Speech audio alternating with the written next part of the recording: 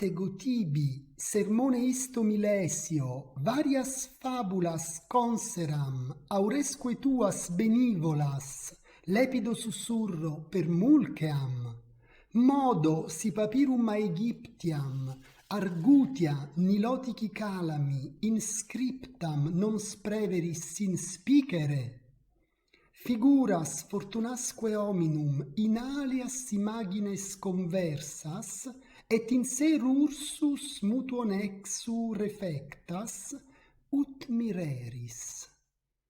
Exordior. Eh bien moi, dans ce style milésien, je vais te broder une chaîne de contes variés. Et si seulement tu ne renacles pas à déchiffrer les gribouillis d'un calame du Nil sur un papyrus égyptien, te faire admirer, en caressant d'un agréable murmure ton oreille musicale, comment des humains changent de forme et de condition, puis de rechef et à rebours se retransforment en eux-mêmes. Je commence. Tu vero crassis auribus et ostinato corde respuis quae forsitam vere periveantur. Minus Hercule calles pravissimis opinionibus ea putari mendacia, quae vel auditu nova vel vissu rudia vel certe supra captum cogitationis ardua videantur, quae si Paulo accuratius exploraris non modo compertur evidentia verum etiam facilia senties. Vous, qui faites ici la sourde oreille, qui sait si ce n'est pas là la vérité même? Ah, vous ne savez guère à quel point la prévention aveugle. Un fait est-il nouveau, mal observé, au-dessus de notre portée, c'est assez pour qu'il soit réputé faux. Examinez de plus près, la chose devient évidente, et qui plus est, toute simple.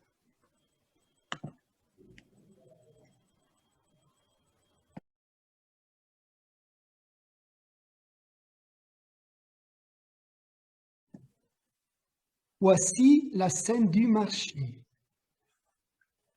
Is actis et rebus mei in illo cubiculo conditis, pergens ipse Albanias, ut prius aliquid nobis civatui prospicerem. Forum cupidini spetto, inque eo piscatum opiparim expositum video, et per contatto pretio, quod centum numis indicaret, aspernatus viginti denaris praestinavi.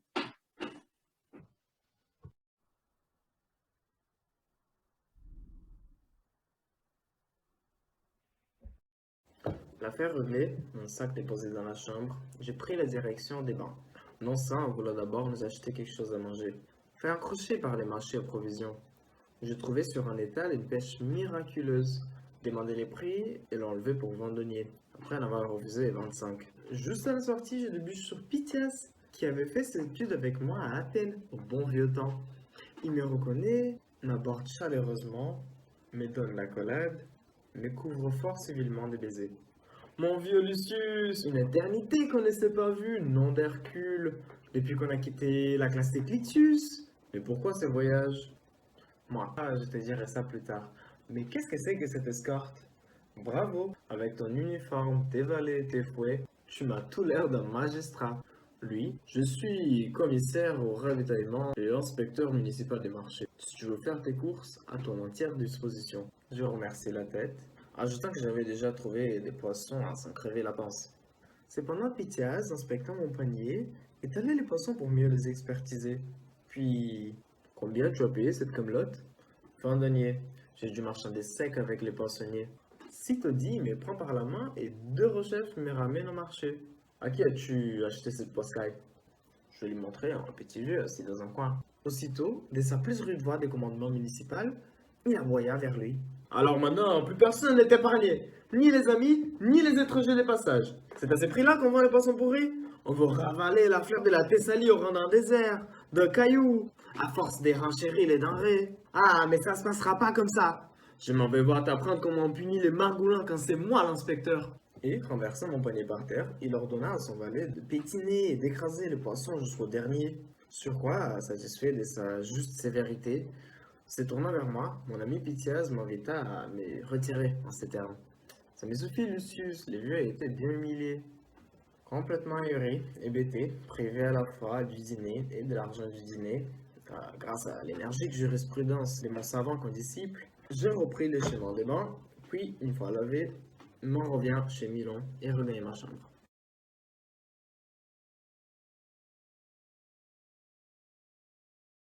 Lucius a assisté clandestinement à la métamorphose de Pamphile, la maîtresse de Photis en oiseau. Désireux de se transformer lui aussi en oiseau, il persuade Photis de prendre la pommade magique de Pamphile et de la lui apporter. Aecidentidem ad severans, summa cum trepidatione in repit cubiculum et pixidem de promittarcula, quam ego amplexus ac deusculatus prius, utque mihi prosperis faveret volatibus deprecatus, abiectis propere lacinis totis, avide manus immersi et aurito plusculo uncto, corporis mei membra perficui. Tremblant de tous ses membres, tandis qu'elle me prodiguait ses assurances, elle se glissa dans l'atelier et tira du coffret une petite boîte. Je la pris en main et la baisai, la conjurant de me favoriser d'un envol conforme à mes espérances. Puis, après avoir de suite ôté tous mes vêtements, y plonger une main avide, empaumer une bonne dose de pommade et m'en frictionner toutes les parties du corps. Mais, bien que je m'exerçasse à balancer alternativement mes bras pour imiter le vol de l'oiseau, ni duvet, ni soupçon de plume ne me poussaient le moindrement. Au lieu de quoi, de gros poils épaissis en crin, cependant que ma peau tendre se durcissait en cuir épais, qu'au bout de chacune de mes pommes, les 5 doigts se rassemblaient de force en un sabot unique, qu'une longue queue me poussait au bas de l'échine, après quoi ma face se déforme, ma bouche s'élargit, mes narines baies, mes lèvres pendouillent, mes oreilles se hérissent de poils et s'allongent démesurément. Inventoriant un par un les irréparables outrages infligés à mon corps, me découvrait âne et non oiseau.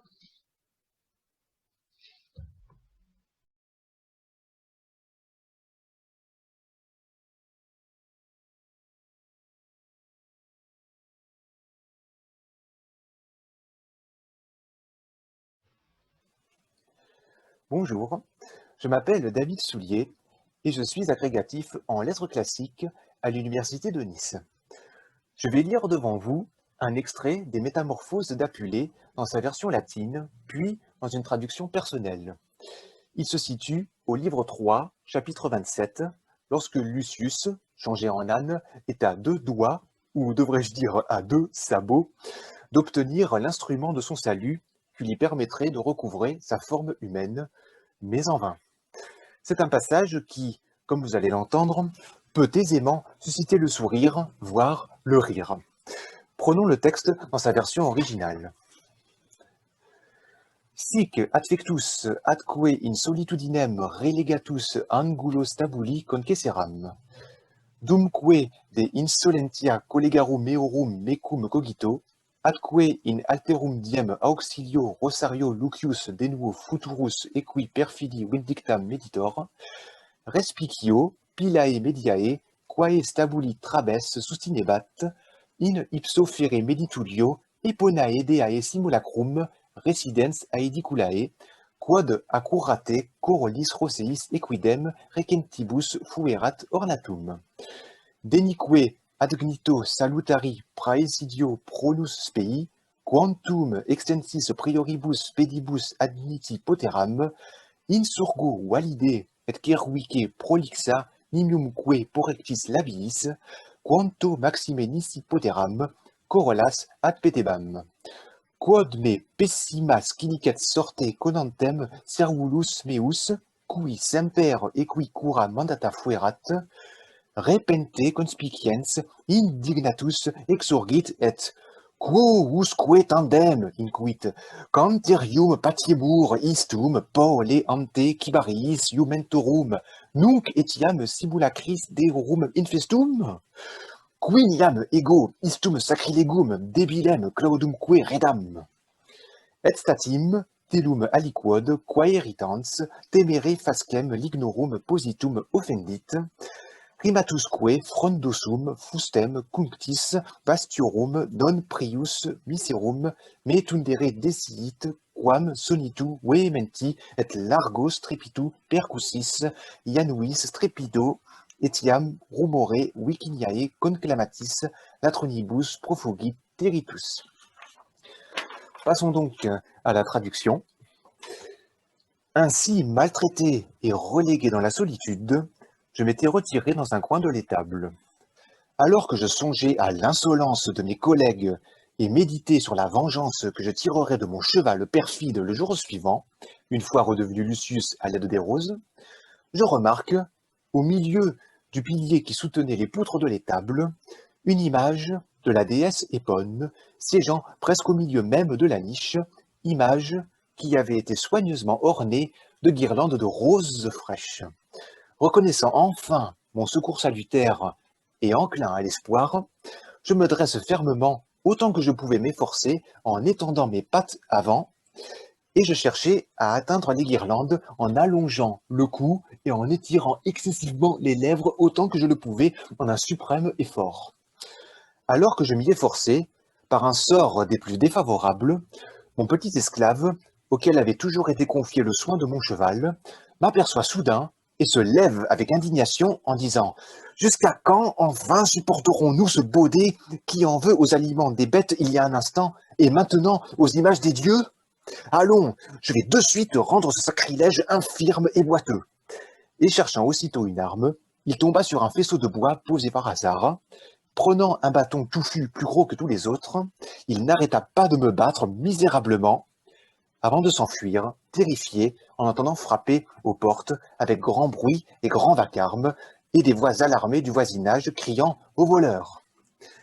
J'espère que cette lecture vous a plu et vous remercie de votre attention.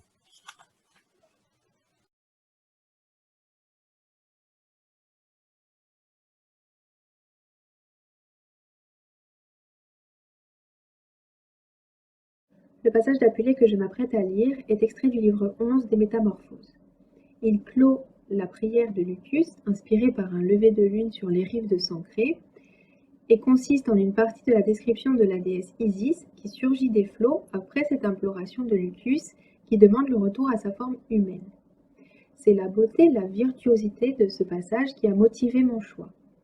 En effet, on y remarque, et c'est un trait qui vaut pour l'ensemble du livre 11, un changement stylistique et lexical indéniable par rapport au livre précédent. Ce fait pourrait se comprendre comme une certaine volonté de l'auteur de dire l'ineffable en quelque sorte et de mettre le langage au service de la divinité. Dès lors, que l'on considère ou non cette dimension mystique de l'œuvre et plus particulièrement du livre 11 comme à prendre au sérieux, on ne saurait rester insensible devant la virtuosité de cette description dont je m'apprête à faire la lecture en latin d'abord, puis en français. Sit satis laborum, sit satis periculorum, depelle quadripedis diram faciem, redeme conspectui meorum, redeme meo lucio, axi quod offensum numen inexorabili me sevitia premit, moris altem liceat, si non licet vivere. Adistum modum fusis precibus, et astructis miseris lamentationibus, ursus mihi marcentem animum in eodem illo cupili, soportir confusus oppressit. Necdum satis conixeram, et ecce pelago medio, venerandos diis etiam multus satolens, emergit divina facies. Ac deinc paulatim toto corpore per lucidum simulacrum excuso pelago, ante me constitisse visum est. Eius mirandam speciem, ad vos etiam referi cognitar, si tamen mi disserendit tribuerit facultatem paupertas oris humani, vel ipsum numen eius dapsilem copiam ellocutilis facundiae subministraverat. Iam primum crines uberini prolixique, et sensim intorti per divina cola, passive dispersi, molitaire des fluebant. Corona multiformis, variis, floribus, sublimem destrinxerat verticem, cuius media quidem, super frontem, plana rotunditas in modum speculi vel imo argumentum lunae, candidum lumen emicabat. Dextrala evaque sulcis insurgentium viperarum coevita, spicis etiam cerialibus de super porrectis conspicua. Tunica multicolor, busso tenui per texta, nunc albo candore lucida, nunc croceo flore lutea, nunc roseo rubore flamida, et, quae longeque etiam meum confutabat optumum, pala nigerima, splendescens atro nitore, quae circum circare means, et sub dexterum latus ad uberum laevum recurrens, umbonis vicem deiecta parte laciniae multiplici contulabatione, dependula ad ultimas horas nodulis fimriarum decoriter confluctuabat. Per intextam extremitatem et in ipsa eius planitiae stellae dispersae coruscabant, earumque media semenstris luna flammeos spirabat ignes. Assez de travaux, assez de périls. Dépouille-moi de cette figure maudite de quadrupède, rends-moi à la vue des miens, rends Lucius à Lucius. Ou si quelque divinité offensée me poursuit d'un courroux inexorable, qu'il me soit au moins permis de mourir, s'il ne m'est pas permis de vivre. C'est ainsi que je me répandais en prières et en lamentations éplorées, quand le sommeil, envahissant à nouveau mes esprits alanguis, s'appesantit sur moi, à la place même qui m'avait déjà servi de lit. Et j'avais à peine fermé les yeux que, du sein de la mer, élevant au-dessus des flots un visage au Dieu même adorable, surgit une face divine. Puis peu à peu le corps entier se montra, et j'eus la vision de la radieuse image arrêtée devant moi en secouant l'onde amère. Merveilleuse apparition, et dont à vous aussi je m'efforcerai de donner une idée, si toutefois la pauvreté du langage humain m'en accorde le moyen, ou si la divinité elle-même fournit à mes discours l'abondance oratoire et la facilité. Tout d'abord, sa riche et longue chevelure, légèrement bouclée et largement répandue sur sa nuque divine, flottait avec un molle abandon. Une couronne irrégulièrement tressée de fleurs variées enserrait le sommet de sa tête. En son milieu, au-dessus du front, un disque aplati en forme de miroir, ou plutôt imitant la lune, jetait une blanche lueur. À droite et à gauche, il était flanqué des volutes de 2 vipères à la tête dressée, et au-dessus s'inclinaient, en outre, les épis de Cérès. Sa tunique, de couleurs changeantes, tissée du lin le plus fin, était tour à tour blanche comme le jour, jaune comme la fleur du crocus, rougeoyante comme la flamme. Mais ce qui surtout, et par-dessus tout éblouissait mes yeux, c'était un manteau d'un noir intense, resplendissant d'un sombre éclat. Faisant tout le tour du corps, il passait sous le bras droit, pour remonter jusqu'à l'épaule gauche, où son extrémité libre retombait par devant, en formant un nœud, pendait en plis étagés jusqu'au bord inférieur, et, terminé par un rang de franges, flottait avec grâce. La bordure brodée, ainsi que le fond de l'étoffe, était semé d'étoiles étincelantes, au milieu desquelles une lune dans son plein exhalait ses feux.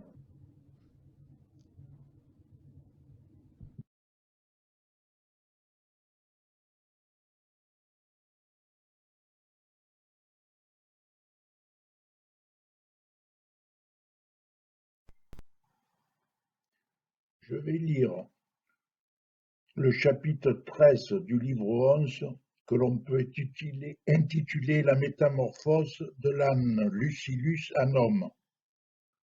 L'âne a fait une prière à la reine du ciel pour qu'elle le dépouille de sa figure maudite de quadrupède. La reine Isis lui est apparue. Il devra attendre une fête où le prêtre portera de sa main droite une couronne de roses. Il devra alors cueillir doucement les roses de sa bouche.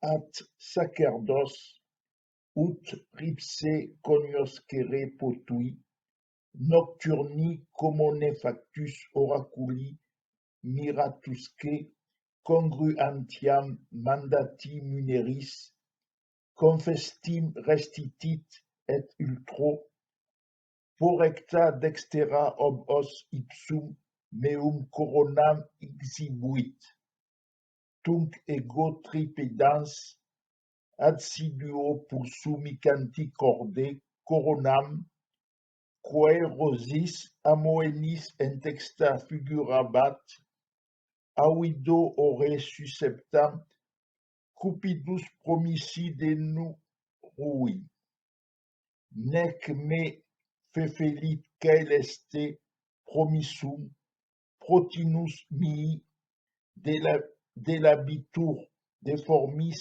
et ferina facies, ac primo quidem squalens pilus defluit, ac deinc cutis crassa tenuatur, uanter obessus residet, pedum plantae per ungulas indigitos exeunt, manus non iam pedes sunt, sed in erecta porigentur officia, ceruix procera coibetur, os e caput rotundatur, ores enormes repetunt pristinam paruitatem, dantes saxei redeunt ad humanam minutiem, et quae mi potissimum cruciabat ante codanuscam. Populi mirantur, religiosi inerantur, tam evidantem maximi numinis potentiam, et consimilem nocturnis imaginibus magnificantiam, et facilitatem reformationis caraque, et consona uoque, caelo manus addantes testantur tam in lustro deae beneficium.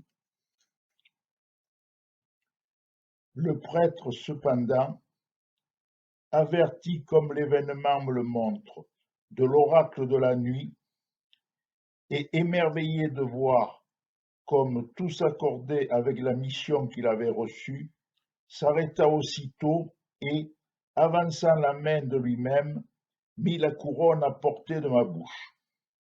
Alors, palpitant d'émotion et mon cœur battant à coups redoublés, je saisis avidement cette couronne étincelante des fraîches roses dont elle était tressée, et je la dévorai, impatient de voir s'accomplir la promesse. Elle n'avait pas menti, la promesse céleste. Ma hideuse face de bête tombe sur le champ. C'est d'abord ce poil broussailleux qui s'en va, puis ma peau épaisse s'amincit, mon ventre obèse se dégonfle, à la plante de mes pieds la corne des sabots laisse émerger des doigts, mes mains ne sont plus des pieds et se prêtent aux fonctions de membres supérieurs, mon long cou est ramené à de justes limites, mon visage et ma tête s'arrondissent, mes oreilles énormes retrouvent leur petitesse première, mes dents semblables à des pavés reviennent à des proportions humaines, et cette queue surtout qui faisait mon supplice disparut. La vulgaire s'étonne, les fidèles adorent la puissance manifeste de la grande divinité et la facilité magnifique avec laquelle s'est accomplie, conforme aux visions de la nuit, cette métamorphose. À voix haute et tous ensemble, les mains tendues vers le ciel, ils attestent l'éclatant bienfait de la déesse. Merci.